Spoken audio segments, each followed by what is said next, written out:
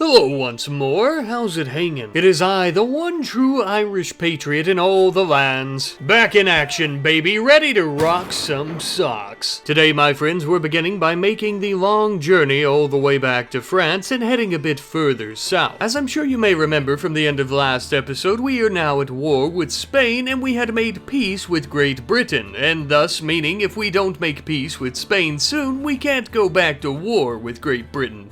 So I'm here to solve that little problem. But first, we're going to be making many a detour first at Orleans as well as nearby villages to collect many a militiamen to our cause. We're going to begin by chasing the damned Spanish armies out of our territories. This poor fool has no idea he's facing the sand devil of Morocco, the Irish wolf. Bane of the British and I have come to conquer. Our opponent was severely outnumbered and he also had some rather strange attire on given the time period. Nevertheless, I'm not one to hit a lady outside the battlefield, but unfortunately for you, my lacy dressed bearded friend, we are indeed inside of a battlefield. We would make easy and quick work of their forces, winning us our very first victory of this war against the Spanish. Here's hoping for many, many more. We would eventually come upon the army of Mariana. Though I'm not all that well versed in Spanish politics, I take it she's probably some type of royal bloodline given the pretty silver on top her head. Lucky for us, crowns don't win wars. Tactics, strategies, and soldiers do. Which is why I position my men high atop these hills with my cavalry hidden by the trees ready to flank the enemy. With very little vegetation hiding their movements, the enemy would be forced to ride through this valley.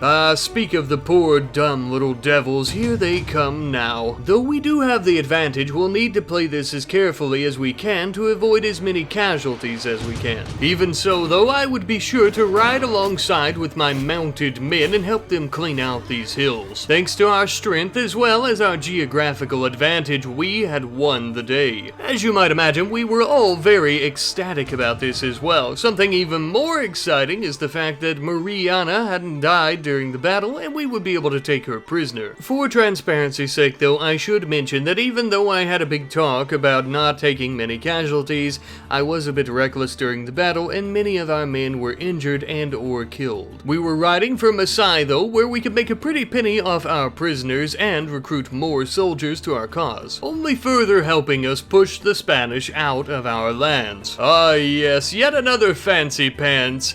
Better get to praying, pal. You're gonna need it. For you are facing the army of the Irish wolf, and we ride swift as the wind, sharp as the dagger will stick in your chest. As we push the Spanish out of French lands, we would then begin taking the fight to them and going deeper into their own country, chasing down all of their nobles and armies all the while, as you well know, all in the hopes of diminishing their forces just enough so that they'll end up needing to make peace with us, all the while making some money off of them. We had eventually stumbled upon Vauclair Castle with our forces.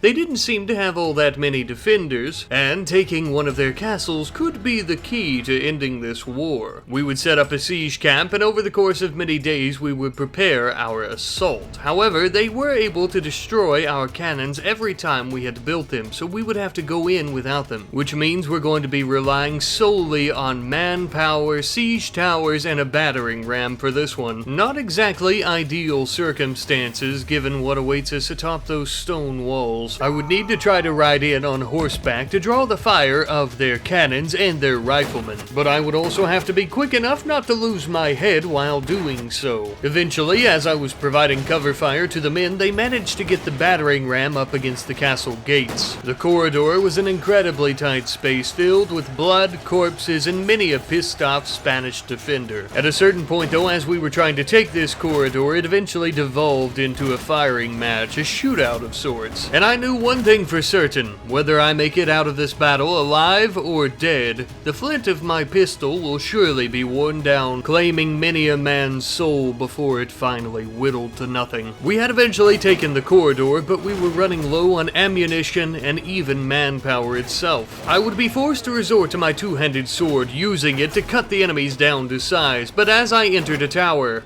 I was shot down in my prime. Without my guidance and our numbers completely whittled down to nothing at all, my men would be forced to try and pull me out of the tower and retreat. We had managed to whittle down the numbers of the defenders as well, but we were in no shape to try and take the castle anytime soon. We would retreat back to Orleans, where we would have a chance to heal ourselves and better regroup and organize. And besides, it was my oldest son's 2nd birthday. It's truly the little things in life that make you grateful for those that you have. And not dying due to a gunshot wound in that tower before my son's birthday, yes, I was indeed grateful. After some time, even with my complete blunder of failing to take the castle, we did eventually make peace with the Kingdom of Spain. Due to my humiliation and embarrassment, I had to reclaim my honor. So now that we're friendly with one another, at least as much as we could be, I decided to go through different Spanish towns and participate in some tournaments. Winning these tournaments would also help me level our clan up to a tier 5 clan, the highest tier possible. Not only would I reclaim my honor by doing this, but of course I would up my self-confidence, and I would also get some good target practice in with the old pistol. Perhaps showing my true skills once more would deter the Spanish from a war in the future. After a while though, King Louis had called all the nobles and vassals to Paris for a very important council meeting. Though the messenger hadn't told us what the meeting was for, I believe I know exactly what we're going to be speaking about today in this chamber. Ah yes, it would seem that after their own humiliating loss last episode against the British, their French vassals are ready to try and reclaim their own honor. Well, my good people, I couldn't agree more. Though it would seem that our decision was completely at odds with the king himself. Oh well, we were personally dispatched by King Louis to London. There was fear of an attack and or a rebel uprising as well. So to help quell public outcry, we would hold many festivals and tournaments, and of course I won. And until the king himself arrived, I would be temporarily governing this city. Ah yes, an Irishman sitting atop the throne in London.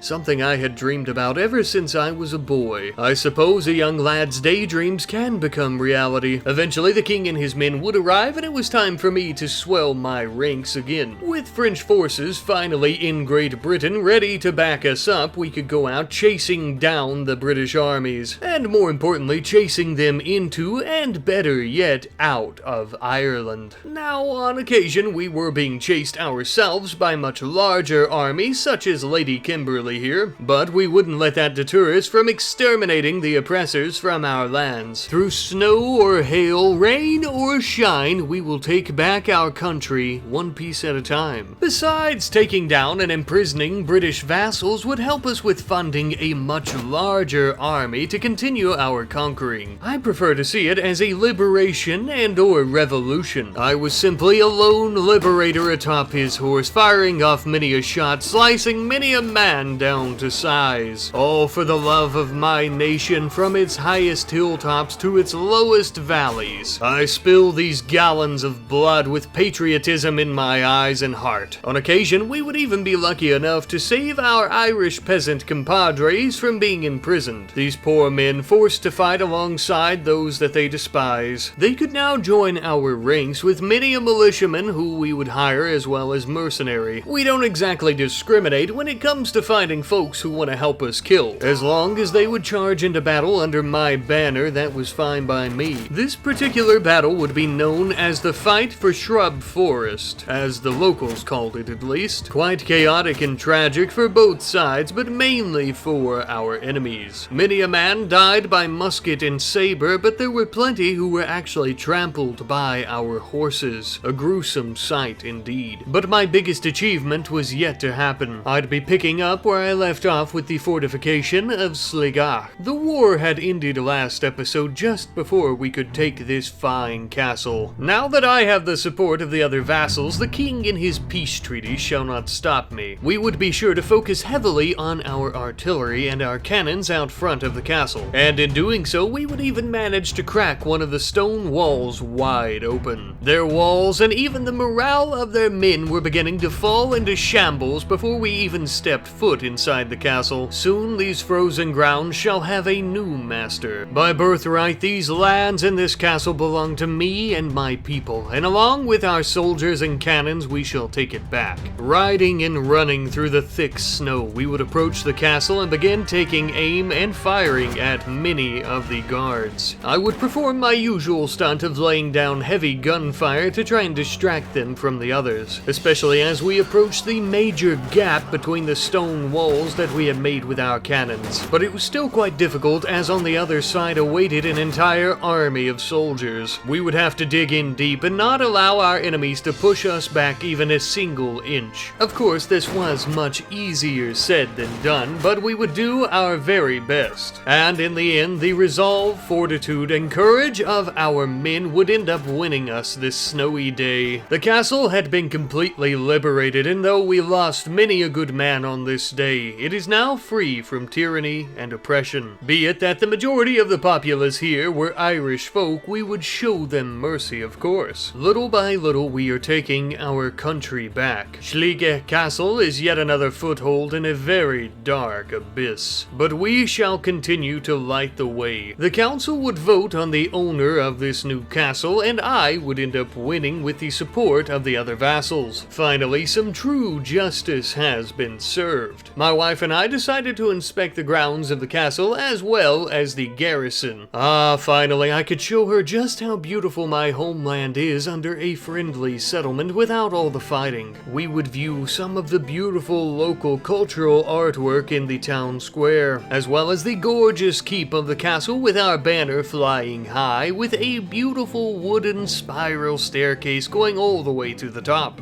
It is so good to be home, sitting on my comfortable throne, thinking of our recent achievements, having nice meals and spending quality time with my love. But as you know, the old war trail waits for no one. We had done very well for ourselves thus far, and our achievements were indeed very admirable, but we still had much work to do. For example, now that we are the lord of these lands, many of our subjects had told us about a nearby bandit hideout that would need to be taken care of. I could simply send some of my men to handle this task, but as you know, that's not my style. But every job requires a proper tool, and this job requires a good old blunderbuss. We were quite the novice with this new weapon, but I suppose on this dark, snowy night we'll get some training in. We began to sneak up on the bandits while they were eating their dinner.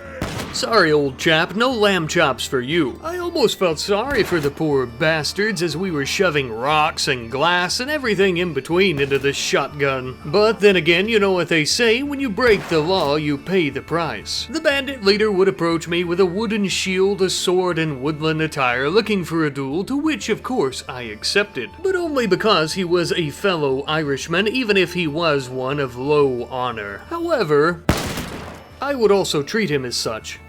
Easily put down like the rabid mongrel he was. After this, I would spend a time chasing down and defeating the enemies that are nearby our lands, of course, as well as going city to city, town to town, village to village in order to swell my ranks even further so. For it would seem that the British have taken back Pembroke from its rebel uprising. For I've come to realize, my friends, that the freedom of the fine people in the city can only be guaranteed by myself, and thus I would begin sieging the city, although I don't think it'll be all that hard to take, as there's only about 30 or so men waiting in the militia here. Even given the circumstances on this rainy, muggy day, it does feel good to be home, and even better so to take back our home. I had hoped to leave the independence of this city up to its residents, but it would seem that they need some assistance with that. And though my mission is to take back Ireland, I have grown so fond of these fine folks. Even given how weak the enemy militia is here, it would be a foolish move to underestimate them. But even with that being said, I would focus damn near all of my attention on the artillerymen, as they were basically the only concern we really had. As you can see here, I sat quietly atop my mount as our men began bringing up the battering ram, as well as our left siege tower. There was really no risk of getting shot at, as most of our enemies were hiding within the city walls, waiting on us to come in, and with my massive army, I would begin scaling these walls, and I would would be lying to you if I said I even found an enemy within, as they had taken care of them very quickly, and it would seem that the city was now ours once more. Well, not under our personal control, of course, but simply under the control of the French. However, we would change that when we took a vote on the owner of the city, and I ended up winning, thank God. I only say this because I fear the other French vassals wouldn't be near as kind to the fine folks here. Either way, the city is under our control and governance once more, and thus I would take most of my army and provide to the city as its defending force. The conquering of the city once more would end up helping us get to a clan tier of 5, which I think earlier on in the video I said that 5 was the highest tier, and I'm a silly Billy and I was completely wrong, so I would like to apologize. I had also previously said that after we get to a clan tier of 5, we can actually create our own nation, the nation of Ireland, but I've seen online that I could actually do that at a clan tier of 4, but either way, we needed more territory before we decided to do anything like that anyhow. Either way though, now that we have rescued the city once more from oppression, we would actually dine with the fine residents in the tavern that evening. We would eat some very delightful wild game stew, as well as some delicious ale around the table with the rebel leaders as we discuss the future of the city. Now, because we're going to be continuing on the war path in Ireland, we would end up dedicating Nicholas of the Hills as the governor of this city. He'll be working with local leaders to ensure their prosperity furthermore, as well as ensuring that the other French vassals don't try to take it out from under us, as they have conquered most of England by this point and have began making their way towards Scotland. With our help, King Louis has been able to place the British firmly under his boot. Their forces have essentially been completely decimated by this point, and their lands were quickly becoming those of corpses that the buzzards may feed on. But my true mission lies a bit further west, so I would begin going throughout London and all the territories recruiting a massive army, the likes and size of which that we had yet to ever control under our own. We would have to make this quick, as financially we wouldn't be able to keep an army of this size held together for very long. Dublin and Waterford had far too many defenders in their garrison for us to take, but Galway, we might just have a chance. We were still quite outnumbered by their forces, but if we had set up our siege camp properly and cracked the city walls with our cannons, we might just stand a chance. Or so I had hoped. Turns out that the King of France had once again foiled my plans by making peace with the British. Damn you, Louis, you wretched, greedy bastard, taking up all the territories for yourself and then denying me my own. I believe it's finally time, my friends, time for us to leave the Kingdom of France and begin our own kingdom. We do own enough land and have enough men under our command for us to stand on our own without being propped up by another government. As you might imagine, the king was none too happy with our desertion, though I like to think of it as an independence revolution. We would travel back to Pembroke, as it would have to act as our capital for now. It is time to proclaim a new kingdom, Nicholas. Our nation and its fine people shall be dictated by the language, customs, and laws of the Irish. For we shall lead Ireland, but not only Ireland, a free and independent Ireland. Free and independent from subjugation and oppression of its fine people. With my wife, family, and my fine companions, today we begin anew. Until next time, my friends.